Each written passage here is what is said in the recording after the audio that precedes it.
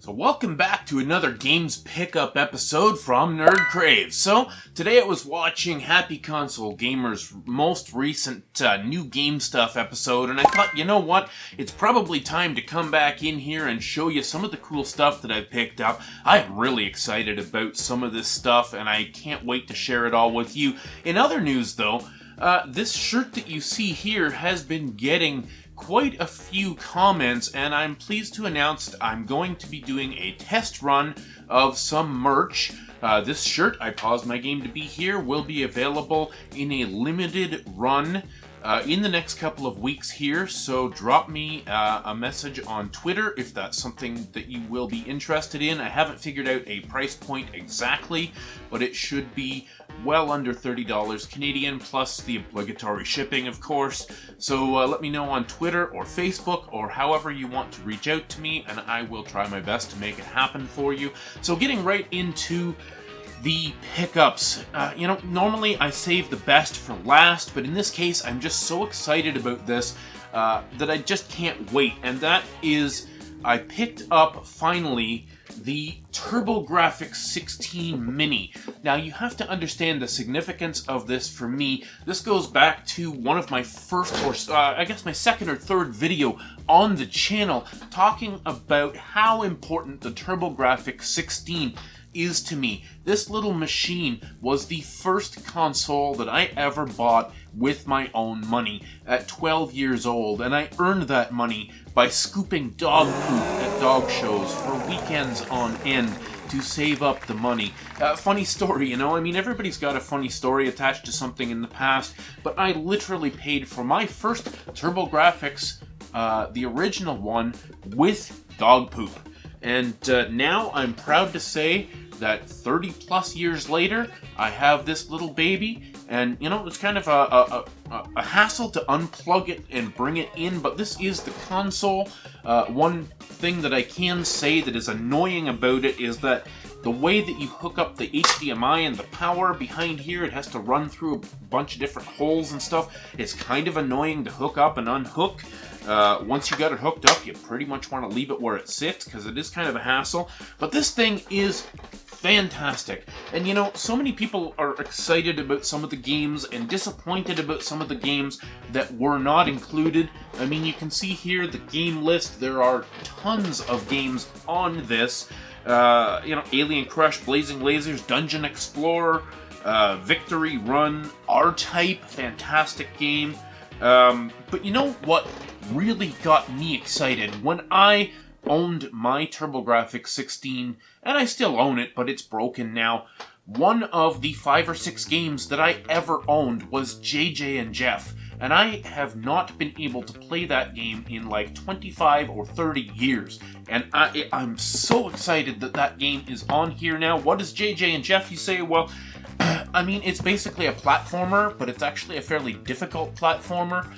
You play as these two kind of detectives on a detective mission, and you've got to platform through levels, and the two JJ and Jeff, they play pranks on each other and stuff, and it's just, maybe it's not the greatest game, but in my head, it's one of my favorite games of all time, and I am so excited that this is on here. I sat down and played for a couple of hours, and of course died a bazillion times, but that feeling of just, listening to the music again, and, that rush of nostalgia as you played something that you were so fond of as a 12, 13, 14-year-old kid and haven't seen or heard of since.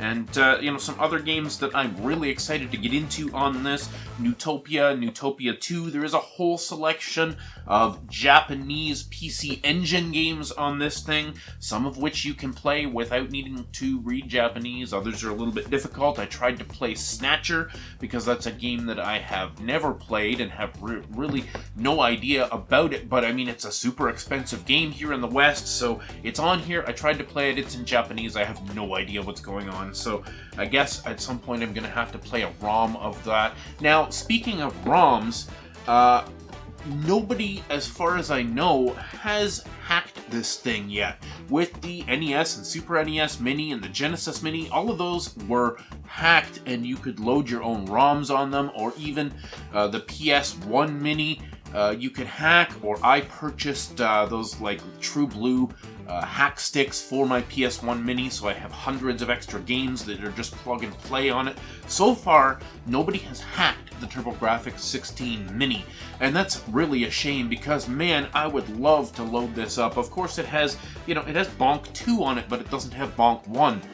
It doesn't have Keith Courage on it, which was the pack-in title for the console, Keith Courage and Alpha Zones. I want to play that game again, and I can't because it's not on here. So I'm really looking forward to someday, fingers crossed, that somebody's going to hack this thing and give me an easy-peasy method to load some more games on it.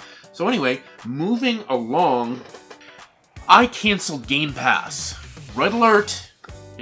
I canceled Game Pass. Now, not forever, don't get me wrong, I love Game Pass. On the Xbox, Game Pass is one of the greatest values, but I am a physical collector. As you can see back here, I love to own physical games, and I found that Game Pass was such an easy way to experience a lot of games for the first time, but it wasn't giving me the satisfaction of owning something that I could put on a shelf. So I chose to cancel Game Pass for a few months, maybe 6 months or something like that, and dive into collecting for the Xbox One library, because now is the time, guys. Now is the time to start collecting for PS4 and Xbox One. As we are moving into the next generation, huge, deep discounts are happening on these games for this last-gen stuff. So I went out and picked up a used copy of Star Wars Battlefront 2. I absolutely loved this game on the PS4, but Kaz has my PS4 now. We traded for some stuff, so my main system now is the Xbox One, and frankly, I like it better than the PS4. So this is what I'm collecting for. Star Wars Battlefront 2, there were a lot of controversies around this game when it first came out with the microtransactions and stuff, but you can't deny that this game has a fantastic first-person campaign, or a story campaign, and it's just a lot of fun. I really treasure this game. I played it with cousin Mike, when it first came out, and I absolutely loved the game. The story was so cool. Next game I have here, I've been wanting for a while. I got the base vanilla version of Mortal Kombat 11, brand new, off Amazon. I think I paid 20 or 25, 23 bucks or something for it. It's a hell of a deal. I know I probably should have got the Ultimate Edition that was like 40 bucks, but I'm not a huge fighting game fan. I casually enjoy them, and I figured the vanilla version would be more than plenty for my needs, and if I want to, I can always pick up some DLC or something. But another game that I've been actually pretty interested in recently, I had seen trailers for this game and stuff over the last couple of years and was really interested in it, and I like this style of game, and that is Hellblade Senua's Sacrifice. They are making a new game. They're working on a new game in this series. Over the next little while, it'll be on the Series X, and I wanted to play this game and really get, some background before the new game comes out. I've got this installed on my Xbox now. I bought a bunch of these games in the last little while. I haven't had a chance to play them yet, but I had actually downloaded this on Game Pass and played the first half an hour or so of it and really enjoyed it. The graphics are gorgeous. If you get a chance to check this out, this actually comes in a slipcase and everything. I was able to pick this up brand new on Amazon for about $20, give or take, Canadian. Probably get it less in the States. And then a major favorite of mine from Game Pass, and that is Streets of Rage 4. Now, if you haven't played Streets of Rage 4, oh my god. If you like old school beat-em-ups, this game is the coolest beat-em-up you will play in the modern era. I got this on Game Pass. I had beaten this game alone and with cousin Mike 3+ times since it came out. Absolutely love this game. The atmosphere in this game, the music, the color palette, everything is just so cool. The action is fantastic. The controls are tight. It feels so right. If you haven't played Streets of Rage 4, you've got to check this out. I think I paid about $35 for this on Amazon, but it's worth every penny. I'm still looking for the Switch version as well because I like it that much and I want to have it on both platforms. So let me know what you think in the comments, guys, about Streets of Rage 4. Were you as in love with it as I am? Because, I mean, honestly, this is the best thing that came out last year, in my opinion. Alright, we've got some more Xbox games to race through here in a hurry. I'm just going to kind of blast through. So, Final Fantasy 15 Royal Edition. Again, another $20 Amazon pickup. I haven't played this game yet. I played a little bit of it on the PS4, and that's kind of the theme here. I'm just replacing the PS4 games that I owned on the Xbox One where possible. Absolutely am interested in playing this game, despite the fact that probably half the gamers say this game sucked, to be honest, but I'm playing Final Fantasy 12 right now. When I finish that, I'm going to play 13, 13-2, and Lightning Returns, and then I want to get into this game. So that is definitely on the TBR, or to be read, to be played, TBP list, I guess that is. And then I've got Ori Will of the Wisps.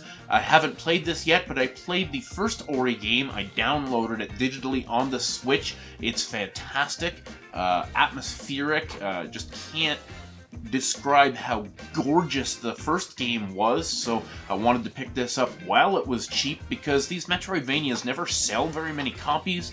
I think there's maybe 1 million or 1.5 million of the first game floating around, and it's actually getting hard to find physically, so I wanted to pick up the second game while it was cheap, because why not, right? And then something I've been working on for a while, I think I actually showed Resident Evil 3 in a prior pickups video, but I was finally able to pick up Resident Evil 2 for a good price, and I have started playing this. Man, like this... I'm not a big survival horror fan, and like this didn't scare me necessarily, but it is intense. I played the first kind of hour-and-a-half mission to get into the police station, and it is intense. I mean, zombies coming at you from everywhere, and the music, the atmosphere, everything's super creepy, and you know, I'm really excited to finally play these, and I've got them both now on my Xbox One. So the last game that I have here to show you, and I actually traded a bunch of Xbox 360 and some original Xbox games that weren't backwards compatible, because I'm pretty committed to the Xbox One at this point, and I got Mass Effect Legendary Edition, which this is something I've been wanting to play for a long time. I've never played a Mass Effect game, despite the fact that I owned all 3 of them on the Xbox 360, and I actually traded them into the store towards credit for this newer, better version. Now, I haven't played this yet, and I can tell you I've had a hard time installing this, actually. The first game installed no problem, and trying to get the second game to install has been an issue. I don't know whether it's my internet or some kind of glitch with the install file or what, but I haven't been able to get the second and third games installed yet. I'm gonna just go ahead and play the first game and worry about it later. But very excited to get into that series here over the summer. So moving away from Xbox, the next thing I've got here to show you that I'm pretty excited about, and this also came from that trade I just mentioned a couple of minutes ago, and that is I finally managed to pick up the Donkey Kong bongos. Now, these are really cool. I mean, you know, for those of you who are familiar with Guitar Hero and Rock Band and things like that, it's basically another rhythm input device. So, you know, the basic taps on the bongos translate to different button presses, and then you have a few different games that were available with it. So, Donkey Konga, Donkey Konga 2, and Donkey Kong Jungle Beat. I'm not sure if there are any other games that were immediately compatible with the bongos, but I've played all of these with Kaz, and also with my 72-year-old mother, and she really got a lot of fun out of this. Like, this can be a lot of fun. Nintendo is so creative with the way they do their first-party stuff, and particularly their accessories. You look at things like the Wii Remote and things like that. They've always been known for making really cool and quirky accessories, and these Donkey Kong bongos are no exception. They really are a fun way to interact with a video game.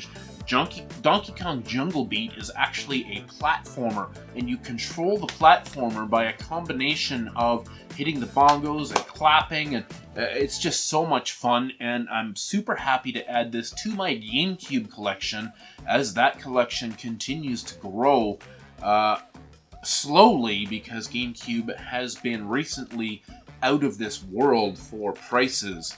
But moving on here to the Switch, and we're getting towards the end of the stack here.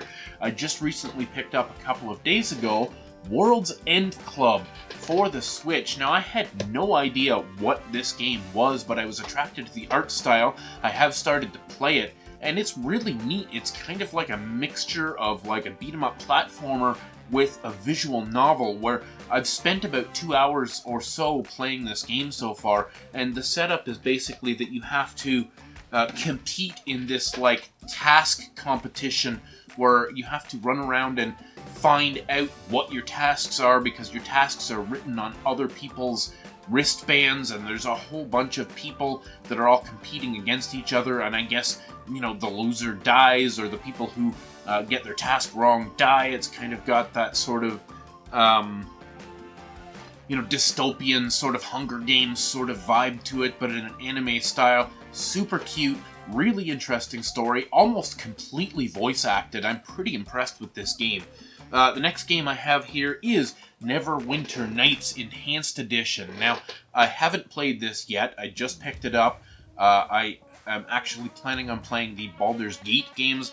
I don't know much about this other than it's always mentioned in the same conversation with the Baldur's Gate games and the Icewind Dale and Planescape Torment games. I don't know a lot about the history of those games, but I think it's pretty cool that they're on the Switch. These are older PC games, and I'm pretty happy to put them in my collection. Now, something that I have played a heck ton of since I got it is 2 Point Hospital. I picked this up about 2 to 3 weeks ago, and I've been playing this almost every day since I got it.